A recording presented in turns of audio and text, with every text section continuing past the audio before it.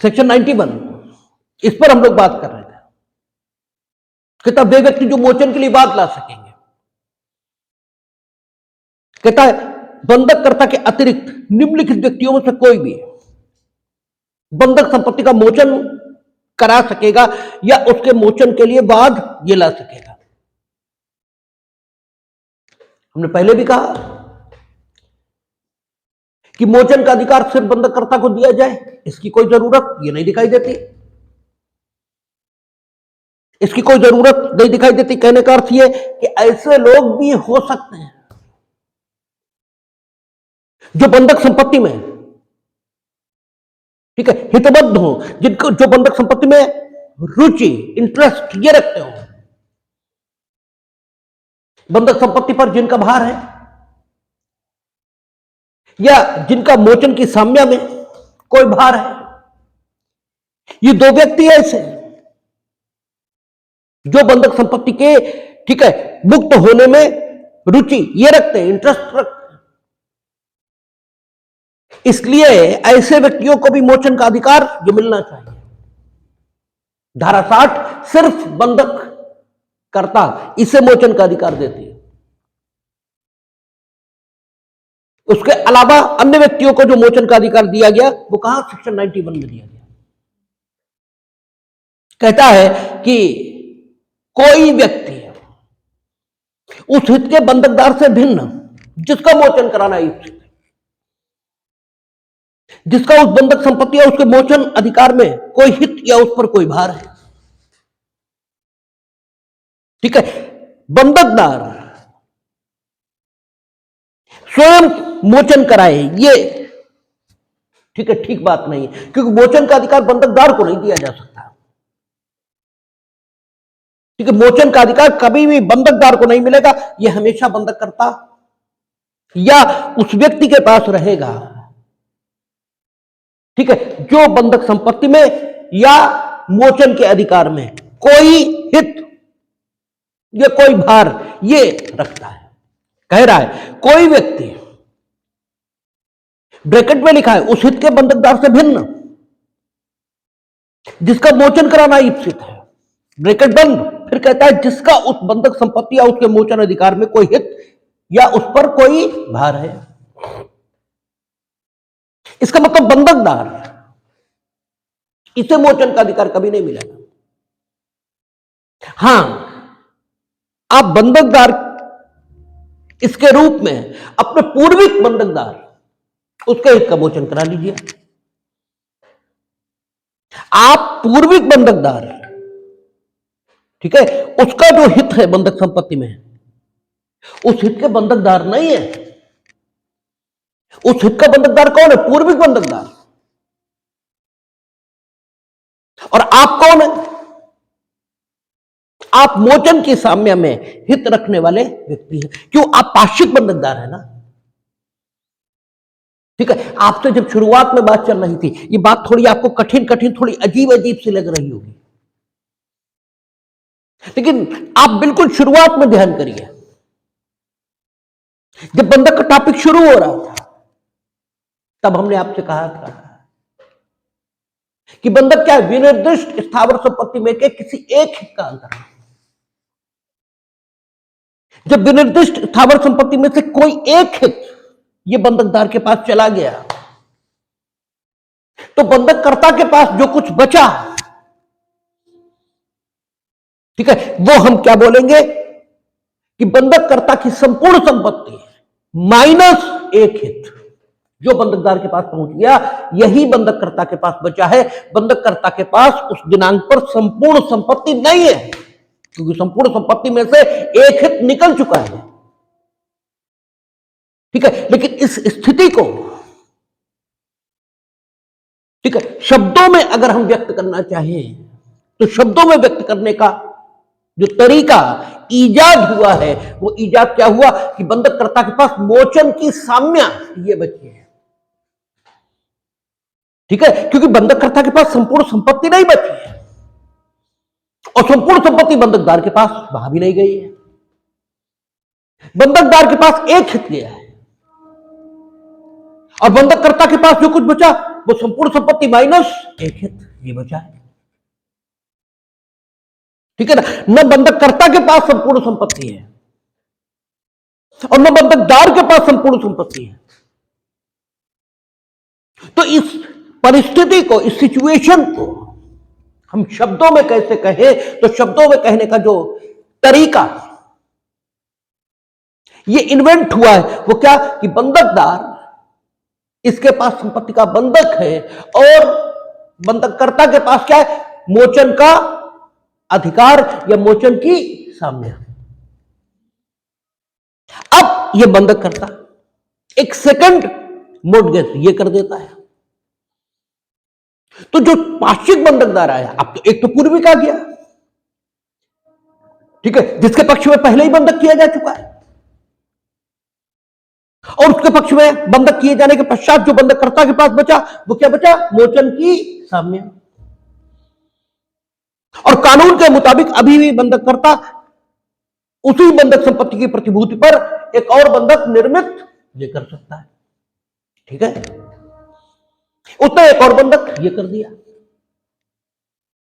तो ये जो पाक्षिक बंधकदार आया है, इस पाक्षिक बंधकदार के पास जो कुछ बंधक हुआ तत्वतः या सत्य रूप में वह बंधक संपत्ति का बंधक नहीं है, बल्कि वह मोचन की साम्य का बंधक है। क्योंकि जो कुछ बंधककर्ता के पास है उसी को तो बंधक करेगा। उसके पास बचा क्या था, मोचन की साम्य। तो वास्तव में सैद्धांतिक दृष्टिकोण से यह कहना कि उसने बंधक संपत्ति पर दूसरा बंधक निर्मित किया है, यह गलत है। ठीक है ना। सैद्धांतिक दृष्टिकोण से, अगर बिल्कुल शाब्दिक तौर पर शुद्ध तरीके से हम बात करना चाहेंगे तो बिल्कुल शुद्ध बात तो यह है कि इस पाक्षिक बंधकदार के पास जो कुछ, ठीक है, बंधक रखा गया है वो क्या है, मोचन की साम्य। यही तो आई। तो ये जो पाक्षिक बंधकदार है ये अपने बंधक के लिए तो बंधकदार है, लेकिन पूर्विक बंधकदार, ठीक है, जो पूर्विक बंधकदार के पास बंधक है उसके लिए कौन है, मोचन की साम्य में हित रखने वाला व्यक्ति।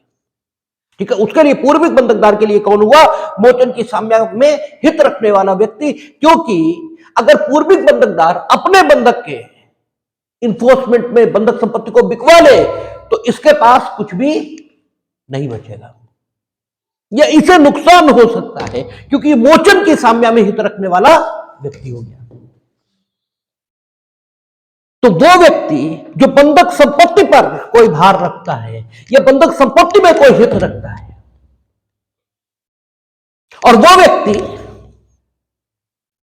जो मोचन की साम्य में कोई हित रखता है या मोचन की साम्य में कोई भार रखता है, ये दोनों अलग अलग हो गए। बंधक संपत्ति कब थी, जब बंधक हो रही थी उस समय वो बंधक संपत्ति थी। जब बंधक हो गई, ठीक है, उसके बाद जो कुछ बचा वो मोचन की साम्य थी।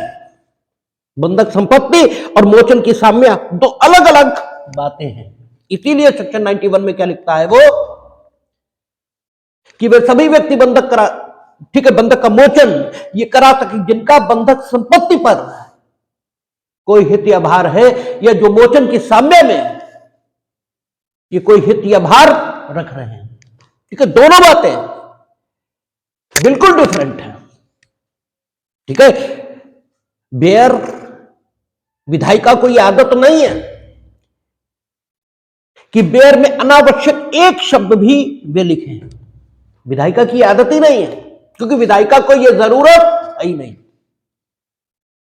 विधायिका ने अगर कोई शब्द लिखे हैं तो इसका मतलब यह है कि वे शब्द किसी न किसी फैक्ट सिचुएशन को, किसी न किसी तथ्य स्थिति को अभिव्यक्त अवश्य करते हैं। वह फैक्ट सिचुएशन हमारे ध्यान में है तो ठीक, हमारे ध्यान में नहीं है तो ठीक। आप देखें, कहता है कि जिसका उस बंधक संपत्ति या उसके मोचन अधिकार में, बंधक संपत्ति या उसके मोचन अधिकार में, या शब्द बीच में लगा दिया, या, ठीक है, डिसजंक्शन है जिसने मोचन के अधिकार को और बंधक संपत्ति को अलग अलग कर दिया, जिसका बंधक संपत्ति में या उसके मोचन अधिकार में कोई हित है या कोई भार है। लेकिन बंधकदार इसे मोचन का अधिकार नहीं मिलेगा। ठीक है, पाक्षिक बंधकदार इसे मोचन का अधिकार मिल रहा, लेकिन पाक्षिक बंधकदार को जो मोचन का अधिकार मिल रहा वो कौन से बंधक का? पूर्विक बंधकदार के। ठीक है ना, क्योंकि उसे ऐसा व्यक्ति तो हम मानेंगे जो मोचन की साम्या में हित रखता है, लेकिन वो स्वयं अपने बंधक का मोचन कराना चाहे तो नहीं, ये नहीं करा सकता वो। ठीक है ना, अपने बंधक का मोचन नहीं करा सकता। जो सबसे पहला बंधकदार है पूर्विक बंधकदार, यानी जो सबसे पहला बंधकदार आ गया, उसे मोचन का अधिकार नहीं है, वो नहीं करा सकता मोचन। हां, एक हैसियत में वो बंधकदार है, एक हैसियत में वो बंधकदार है, और दूसरी हैसियत में उसी बंधक संपत्ति का पट्टेदार भी है। अब वो बंधक संपत्ति में हित रखने वाला व्यक्ति है। ठीक है ना, हमने एक उदाहरण दिया है, हो सकता है ये संभव न हो। ठीक है ना, कि बंधक संपत्ति का जो बंधकदार है उसी को पट्टा संपत्ति का, ठीक है, यानी बंधक संपत्ति का कर दिया जाए। हो सकता है कानून के दृष्टिकोण से ये असंभव हो। ठीक है ना, लेकिन हम एक उदाहरण दे रहे हैं सिर्फ जस्ट टू अंडरस्टैंड। ठीक है, कि पूर्विक बंधकदार एक हैसियत में पूर्विक बंधकदार है और दूसरी उसकी कोई हैसियत है जिसमें वो बंधक संपत्ति में कोई हित ये रखता है। ठीक है ना, कोई अन्य स्थिति है जिसमें वो बंधक संपत्ति में हित ये भी रखता है। अब ये स्थिति आ सकती है कि वो, क्योंकि एक व्यक्ति, भाई बंधक ये भी क्या है? संपत्ति का अंतरण। ठीक है, और व्यक्ति की अन्य हैसियतें ये भी हो सकती है। एक व्यक्ति एक हैसियत में बंधकदार है और एक हैसियत में वो कुछ और ये भी हो सकता है बंधक संपत्ति का। तो अगर पूर्विक बंधकदार एक हैसियत में है, ठीक है, पूर्विक बंधकदार है किंतु अन्य हैसियत में वह बंधक संपत्ति में हित रखने वाला है, ठीक है, ये व्यक्ति है, तो वो भी मोचन करा पाएगा। ठीक है, लेकिन वो अपने ही जो उसे बंधकदार के तौर पर प्राप्त है इसका मोचन नहीं करा सकेगा, क्योंकि बंधकदार, ठीक है, ये स्वयं मोचन के अधिकार का धारक ये नहीं हो सकता। इसीलिए ब्रैकेट में लिखा है, ठीक है, कि कोई व्यक्ति, फिर ब्रैकेट में उसने लिख दिया उस हित के बंधकदार से भिन्न जिसका मोचन कराना इच्छित है। यानी जिस हित का मोचन कराना इंटेंडेड है वो व्यक्ति उसी हित का बंधकदार है।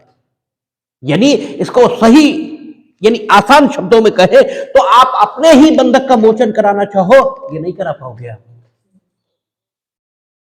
ठीक है, आप अपने से पूर्विक बंधकदार का मोचन कराना चाहो करा लोगे। क्यों?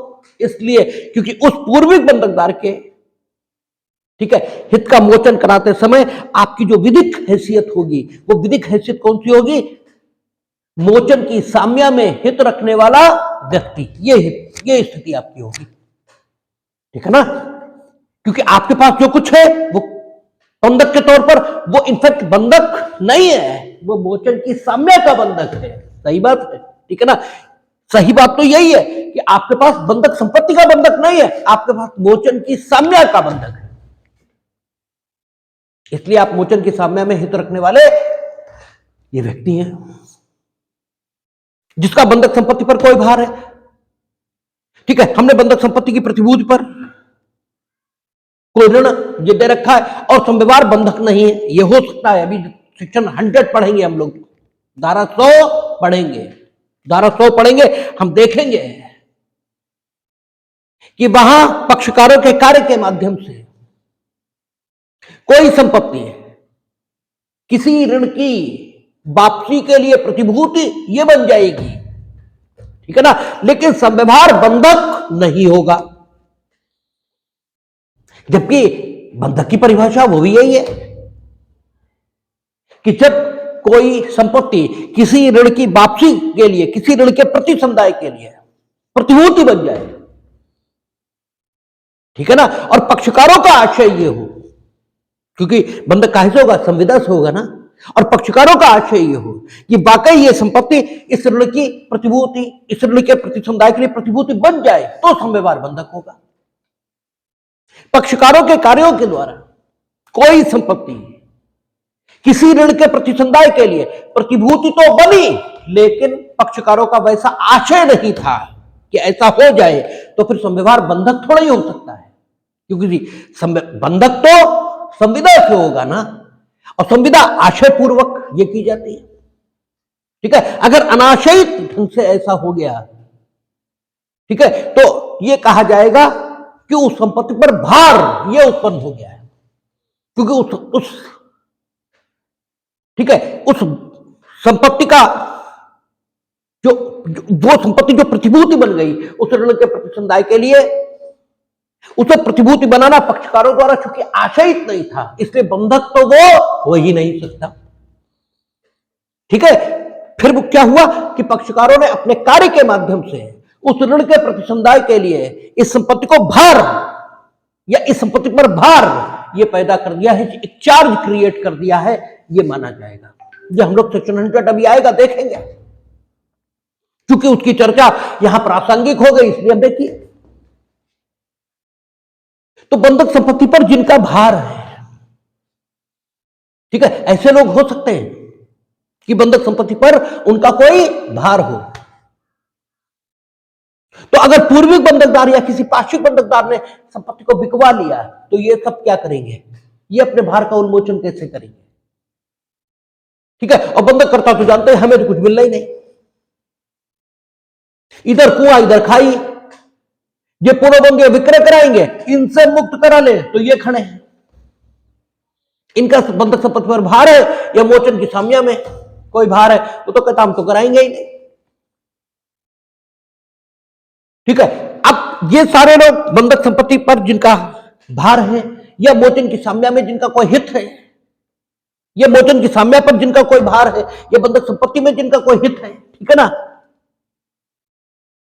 ये लोग उस ऋण के प्रति समुदाय में जो भार आदि के रूप में प्रयुक्त हो रहा है, ठीक है, उस ऋण के प्रति समुदाय में हित रखने वाले लोग हैं, ठीक है ना, हित रखने वाले लोग हैं। और बंधककर्ता इस संपत्ति का प्रति समुदाय करने के लिए आबद्ध है, इस श्रेणी का है, ठीक है ना। बंधककर्ता तो आबद्ध है, लेकिन ये लोग हित रखते हैं इस संपत्ति के प्रति समुदाय में। तो सेक्शन 69, ठीक है, इंडियन कॉन्ट्रैक्ट एक्ट, वो ये कहता है कि कोई व्यक्ति अगर ऐसा है, ठीक है, जो किसी संपत्ति के, वो किसी ऋण के या किसी धनराशि के भुगतान में हितबद्ध है और कोई है जो आबद्ध है उस धनराशि के भुगतान के लिए, तो अगर ये हितबद्ध व्यक्ति आनुग्रहिक रूप से कार्य करने के किसी आशय के बिना उस संपत्ति को या उस धनराशि को जिसके भुगतान के लिए अमुक व्यक्ति आबद्ध था भुगतान कर दे, तो संविदा सदृश संबंध उत्पन्न होगा और वह व्यक्ति जो हितबद्ध था इस व्यक्ति से जो आबद्ध था उस धनराशि का, ठीक है, पुनर्भुगतान ये पाने में सक्षम होगा, ठीक है ना। ये सेक्शन 69 में कहा, लेकिन तो इसका मतलब ये हुआ कि सेक्शन 69 भी इंप्लाइडली ये आज्ञा दे रहा है कि ऐसे व्यक्ति जो हितबद्ध हैं किसी धनराशि के भुगतान में, उन्हें उस धनराशि के भुगतान का अवसर मिलना चाहिए उस व्यक्ति द्वारा चूक व्यतिक्रम किए जाने की दशा में जो उस धनराशि का भुगतान करने के लिए आबद्ध है, ठीक है ना। और वही चीज यहां दिखाई दे रही सेक्शन कहां 91 में, यहां भी कह रहा है कि वे व्यक्ति जो बंधक संपत्ति में या मोचन की साम्या में कोई हित रखते हैं या कोई भार रखते हैं, ठीक है, लेकिन मोचन का अधिकार कभी भी बंधकदार का अधिकार ये नहीं हो सकता। इसलिए ब्रैकेट में उन्होंने लिख दिया कि कोई व्यक्ति करा सकेगा जो बंधक संपत्ति या मोचन की साम्या में कोई हित या भार रखता है, लेकिन ये वो व्यक्ति नहीं हो सकता ठीक है, जो उस हित का बंधकदार है, जिस हित का मोचन कराना ईप्सित है, यानी इंटेंडेड है। ठीक है ना, इसमें कहीं कोई समस्या नहीं, मुख्य कॉन्सेप्शन की बात है। आप बंधक संपत्ति और मोचन की साम्या इसे एक समझने की भूल कर लेते हैं और इसलिए फिर सेक्शन समझ में आना बंद हो जाता है। ठीक है ना, और फिर आप सेक्शन जब समझ में नहीं आता तो उसे अपने हिसाब से समझ लेते हैं, और जब अपने हिसाब से समझ लेते हैं फिर वो आप जब आगे बढ़ते हैं जीवन में तो सेक्शन की व्याख्या आपकी अपेक्षाओं के अनुरूप नहीं आती, फिर आप उलझना शुरू होते हैं, और जब उलझा हुआ आएगा दिमाग में तो फिर विषय नीरस लगेगा ही। ठीक है, अगर विषय एकदम क्लियर रहे दिमाग में तो कभी नीरस नहीं लगता। ठीक है ना, फिर दूसरा कौन, एक तो ये लोग हुए जिनका बंधक संपत्ति और मोचन की साम्या में कोई हित या भार है, एक तो ये लोग मोचन करा पाएंगे। दूसरा मोचन कौन कराएगा, दूसरा मोचन कहता है कि बंधक धन या उसके किसी भाग का संदाय करने के लिए कोई भी प्रतिभू, जो गारंटर है, प्रतिभू की अंग्रेजी क्या है, गारंटर। प्रत्याभूत की संविदा हम लोगों ने इंडियन कॉन्ट्रैक्ट एक्ट वहां देखी थी। ठीक है, 125 प्रत्याभूत की संविदा इसकी बात करती थी, और वहां सेक्शन 140 भी था। ठीक है, जो सेक्शन 140 प्रतिभू को यह हक देता था कि प्रतिभू क्या करेगा, अगर लेनदार इसको उस ऑब्लिगेशन को डिस्चार्ज कर देगा, जिस ऑब्लिगेशन का, जिस बाध्यता का यह प्रतिभू है, अर्थात जो मूल ऋणी है, जो मूल ऋणी है उसके द्वारा जिस काम को लेनदार के प्रति किया जाना चाहिए, ठीक है, अगर मूल ऋणी के स्थान पर प्रतिभू स्वयं मूल ऋणी के, ठीक है, जो मूल ऋणी के द्वारा जो कुछ किया जाना चाहिए वो कर देगा, तो प्रतिभू लेनदार के स्थान पर प्रत्याशित हो जाएगा, वो लेनदार के स्थान पर आ जाएगा, और उन सभी सिक्योरिटीज का फायदा प्रतिभू को मिलना शुरू हो जाएगा जैसे वो पूर्व में लेनदार को मिल रहा था। ठीक है ना, और प्रतिभू उन सभी प्रतिभूतियों का फायदा उठा सकेगा मूल ऋणी के विरुद्ध, और मूल ऋणी के विरुद्ध ऐसे मान लिया जाएगा मानो प्रतिभू अब लेनदार है, ऐसे मान लिया जाएगा।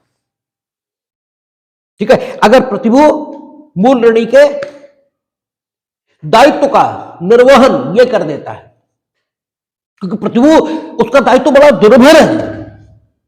जब प्रतिभू की हम लोग देखते हैं तो प्रतिभू का दायित्व कैसे, मूल ऋणी के समान, मूल ऋणी के समविस्तीर्ण है।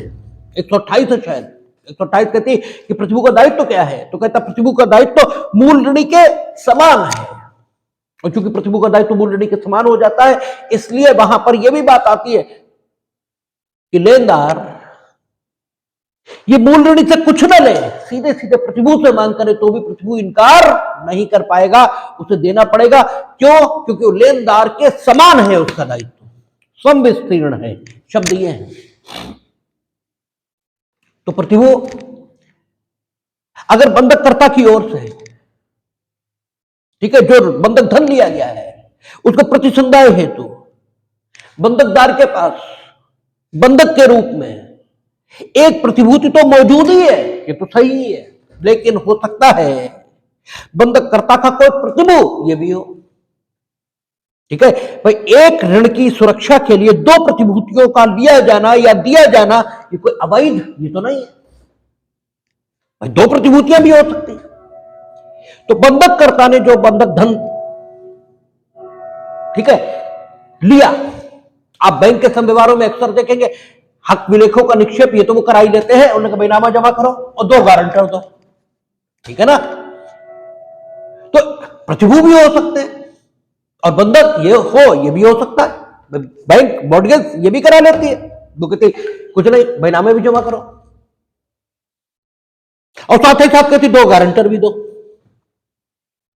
तो एक ऋण की सुरक्षा के लिए दो प्रतिभूतियां, एक प्रतिभू की प्रतिभूति और दूसरी बंधक संपत्ति की प्रत्याभूति, ये मौजूद है तो हो सकती है। तो प्रतिभू चूंकि उसका दायित्व किसके? मूल ऋणी के, संविस्तीर्ण है, तो उसे हक भी तो वैसे ही मिलने चाहिए। भाई साम्य इक्विटी की बात तो यही है। तो प्रतिभू इसे भी यह हक दिया, ठीक है, कि मोचन के अधिकार में, चूंकि इसे भी हितबद्ध माना ही जाना चाहिए, इसलिए काखंड की बजाय खाखंड में इसको सेपरेटली यह हक दिया कि अगर बंधककर्ता का कोई प्रतिभू है और वो बंधक संपत्ति का मोचन कराता है, ठीक है, बंधक संपत्ति का मोचन तो तभी करा पाएगी जब उसे मोचन का अधिकार हो, ठीक है, नहीं तो बंधक संपत्ति का मोचन करा कैसे पाएगा? धारा 60 तो केवल ठीक है, मोचन का अधिकार बंधककर्ता को ही दे रही, बाकी किसी दे नहीं रही। That is why, this is the reason, ठीक है, because section 91 has been enacted by the legislature, क्योंकि कुछ और लोग भी हो सकते हैं जो बंधककर्ता के समान ही बंधक संपत्ति में या बंधक के उन्मोचन में हित ये रखते हो, और प्रतिभू एक ऐसा ही व्यक्ति है। इसलिए कहता है कि बंधक ऋण या उसके किसी भाग का संदाय करने के लिए कोई भी प्रतिभू, बंधक ऋण इसका संदाय ये करने के लिए अगर बंधकदार को कोई प्रतिभू है और वो मोचन कराना चाहता है तो he will have the right,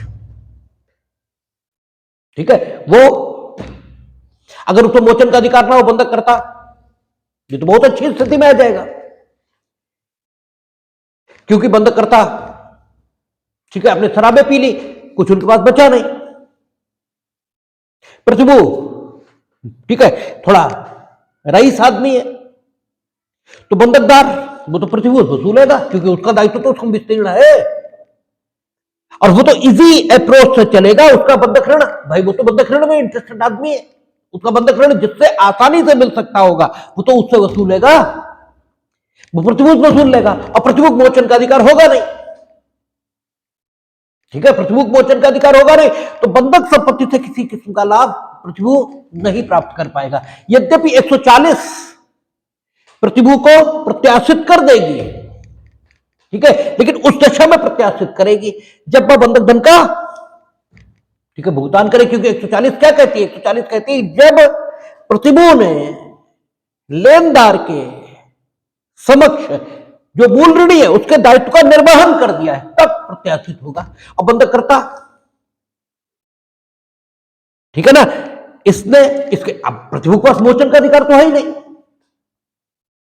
ठीक है, प्रतिभू मोचन तो करा नहीं सकता, बंधकदार को कुछ दे तो पाएगा नहीं, ठीक है, और बंधक करता,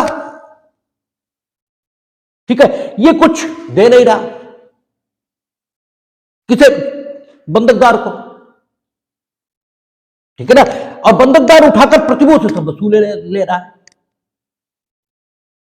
ठीक है, तो हालांकि बाद में 140 जब बंधकदार वसूल लेगा सब कुछ, ठीक है, सब कुछ वसूल लेगा प्रतिभू से, तो प्रतिभू को बंधकदार के अधिकारों में प्रत्याशित कर देगी, लेकिन आखिर प्रतिभू के लिए एक कठिनाईपूर्ण स्थिति ये तो आएगी ही, क्योंकि बंधकदार उससे जबरदस्ती वसूलेगा सब कुछ, वो देना तो कुछ चाह नहीं रहा, भाई खुद देना तो चाह नहीं रहा, तो मुकदमे चलेंगे, ये होगा वो होगा, तो आखिर प्रतिभू एक कष्टदायक परिस्थिति इसमें तो आएगा।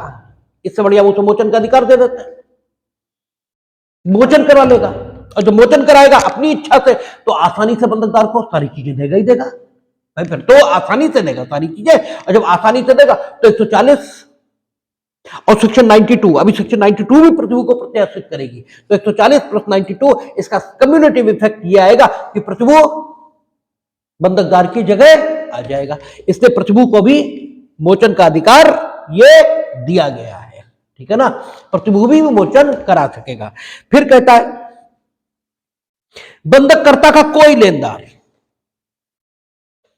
जिसने उसकी संपदा के प्रशासन के लिए बाद में उस बंधक संपत्ति के विक्रय के लिए डिक्री यह भी प्राप्त की हो। बंधक संपत्ति, अब देखिए बंधककर्ता जो है उसका कोई भी लेनदार, ठीक है, बंधककर्ता का कोई लेनदार ऐसा भी हो सकता है जिसने उसे एक्शनेबल क्लेम, अनुयोज्य दावे के तौर पर कोई ऋण ये दे रखा हो, हम लोगों ने एक्शनेबल क्लेम की परिभाषा पढ़ी थी, अनुयोज्य दावे की। और अनुयोज्य दावे की परिभाषा पढ़ते हुए हम लोगों ने क्या देखा था? अनुयोज्य दावे की परिभाषा क्या थी कि कोई ऐसा ऋण या जंगम संपत्ति में का कोई ऐसा हित। दो चीजें अनुयोज्य दावा हो सकती, एक जंगम संपत्ति में का कोई हित और दूसरा उधार के तौर पर दी गई कोई रकम। ठीक है, शर्तें जो इनके अनुयोज्य दावा में परिवर्तित हो जाने के लिए लगी हैं वो कौन सी? कि अगर ये ऋण है तो इसे बंधक, आडमान या गिरवी इसके माध्यम से प्रतिभूत ये नहीं होना चाहिए। ठीक है, और जंगम संपत्ति अगर ये है तो ये दावेदार इसके अभिव्यक्ति या विवक्षित कब्जे इसमें नहीं होनी चाहिए। ठीक है ना? और साथ ही साथ इस ऋण को या जंगम संपत्ति में हित के इस दावे को सिविल न्यायालय, ठीक है ना, दावेदार को अनुतोष देने के लिए आधार के रूप में स्वीकार करता हो। ठीक है ना? यह अनुयोज्य दावा हो सकता है। इसके मतलब यह हो कि बंधककर्ता का कोई ऐसा लेनदार भी हो सकता है जो कोई अनुयोज्य दावा ये रखता हो, किसके? बंधककर्ता के खिलाफ। ठीक है ना? और चूंकि अनुयोज्य दावा सिविल न्यायालय द्वारा अनुतोष देने के लिए आधार इस रूप में स्वीकार किया ही जाएगा। ठीक है ना? क्योंकि एक्शनेबल क्लेम की डेफिनेशन यही कहती है। उसने अपने एक्शनेबल क्लेम, उसने अपने अनुयोज्य दावे को प्रवर्तित करने के लिए न्यायालय से डिग्री ये प्राप्त कर ली। ठीक है? अब निर्णय से पूर्व डिग्री यह आदेश 38 है, और डिग्री के निष्पादन में, ठीक है, सॉरी, आदेश 38 क्या कहता? निर्णय से पूर्व, ठीक है, निर्णय से पूर्व कुर्की, निर्णय से पूर्व डिग्री मेरे मुंह से निकला। ठीक है ना? आदेश 38 क्या कहता? निर्णय से पूर्व कुर्की और निर्णय से पूर्व गिरफ्तारी। ठीक है ना? और आदेश 21 डिग्री के निष्पादन में कुर्की, कुर्की यानी अटैचमेंट। ठीक है ना? डिग्री के निष्पादन में भी यह हो सकता है। ठीक है ना? अच्छा, साथ ही साथ रिसीवर का अपॉइंटमेंट ये करा करके, ये भी जो लेनदार या डिग्रीदार है उसके ऋण का भुगतान ये कराया जा सकता है। ठीक है? तो ये जो अनुयोज्य दावे का धारक है बंधककर्ता के खिलाफ, इसने अपने ऋण के लिए जो अनुयोज्य दावे के तौर पर इसका है, ठीक है, उसमें कोई डिग्री उस ऋण के लिए ये प्राप्त कर ली। ठीक है ना? बंधककर्ता के खिलाफ। और बंधककर्ता की संपत्ति का प्रशासन, बंधककर्ता की जो संपत्ति का मैनेजमेंट है वो इस डिग्री के निष्पादन में इसके पास आ गया है। तो लाइन क्या आ जाएगी? बंधककर्ता का कोई लेनदार जिसने उसकी संपदा के प्रशासन की डिग्री ये अभी प्राप्त कर ली है, यही वर्ड तो आएंगे। ठीक है ना? तो ऐसा अगर कोई व्यक्ति है तो वो भी बंधक संपत्ति का मोचन करा सकेगा। ठीक है ना? क्योंकि संपदा का प्रशासन ये इसके हाथों में आ गया, और संपदा के प्रशासन में मोचन शामिल ही है, क्योंकि बंधककर्ता की जो संपत्ति बंधकदार के पास है वो भी तो उसकी संपत्ति का भाग ही है। ठीक है ना? और अब संपत्ति का सारा प्रशासन किसके पास चला गया? बंधककर्ता के लेनदार के पास। ठीक है ना? बंधककर्ता के लेनदार के पास जा चुका, और बंधककर्ता का लेनदार अब उसकी बंधककर्ता की सारी संपत्तियों का प्रशासन ये करेगा। ठीक है ना? और सारी संपत्तियों के प्रशासन में बंधकग्रस्त संपत्ति का प्रशासन भी शामिल है। ठीक है ना? तो बंधकग्रस्त संपत्ति का प्रशासन जब शामिल हो गया उसमें, तो जाहिर सी बात है कि बंधकग्रस्त संपत्ति, इसके प्रशासन में बंधकग्रस्त संपत्ति का मोचन ये शामिल ही है। ठीक है ना? बंधकग्रस्त संपत्ति के प्रशासन में बंधकग्रस्त संपत्ति का मोचन ये तो शामिल ही है। इसलिए ऐसा व्यक्ति जो बंधककर्ता का लेनदार है और जिसने बंधककर्ता के लेनदार के तौर पर बंधककर्ता की संपत्ति के प्रशासन की डिग्री ये प्राप्त कर ली है, ये व्यक्ति भी मोचन कराने के लिए हकदार है। आपसे मेंस में, आपसे सब जगह खूब सवाल किया जा सकता है। उन व्यक्तियों के बारे में चर्चा कीजिए जो बंधककर्ता के हित का मोचन करा सकते हैं। तो फिर आपको धारा 60 नहीं लिखनी है, क्योंकि धारा 60 तो बंधककर्ता को मोचन का अधिकार देती है। फिर आपको सेक्शन 91 लिखना है, ठीक है। और उसमें मोचन का अधिकार किसके किसके पास है? उन व्यक्तियों के पास जो बंधक संपत्ति में है या मोचन की साम्य में कोई हित या कोई भार ये रखते हैं। ऐसी दशा में फिर आपको बंधक संपत्ति और मोचन की साम्य इसे अलग अलग करना पड़ेगा, इसे डिफरेंशिएट करना पड़ेगा, ठीक है ना, कि बंधक संपत्ति अलग बात है, मोचन की साम्य अलग बात है। दूसरा, मोचन का अधिकार किसके पास है? बंधक कर्ता का कोई प्रतिभू, उसके पास मोचन का अधिकार है। और तीसरा व्यक्ति कौन है? बंधक कर्ता का कोई लेनदार जिसने बंधक कर्ता की संपत्ति का प्रशासन किसी डिग्री के अधीन प्राप्त कर लिया है, यह भी बंधक संपत्ति का मोचन करा सकेगा।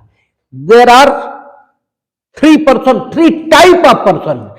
इस टाइप में तो एक से ज्यादा भी हो सकते हैं। 3 श्रेणियों के व्यक्ति हैं, 3 व्यक्ति नहीं, 3 व्यक्ति तो नंबर में 3 हो गए, 3 कैटेगरी के लोग हैं, 3 श्रेणियों के लोग हैं जो बंधककर्ता के अलावा भी मोचन का अधिकार ये रखेंगे और ये मोचन करा सकेंगे। और जब ये मोचन करा लेंगे तो इक्विटी साम्य इसकी मांग यही है कि इन्हें फिर बंधकदार इनके अधिकारों में प्रत्याशित हो जाना चाहिए, ठीक है। यानी जिस बंधकदार के हित का ये मोचन कराएंगे उस बंधकदार के हित इन्हें प्राप्त हो जाने चाहिए। यही न्याय की मांग है, यही साम्य की मांग है। तो इस मांग की पूर्ति सेक्शन 92 में हो जाएगी। सेक्शन 92 इन्हें प्रत्याशन का अधिकार देगा, कृपा नहीं है, इन व्यक्तियों का अधिकार है, ये प्रत्याशित माने जाएंगे। और चूंकि अधिकार है तो फिर सीधी सी बात है, किसी को मालूम हो न मालूम हो, स्वयं इन्हें भी ना मालूम हो, लेकिन इन्हें प्रत्याशन का अधिकार मिल ही जाएगा, ठीक है ना। ये सेक्शन 92 है, इस पर बात कल करेंगे।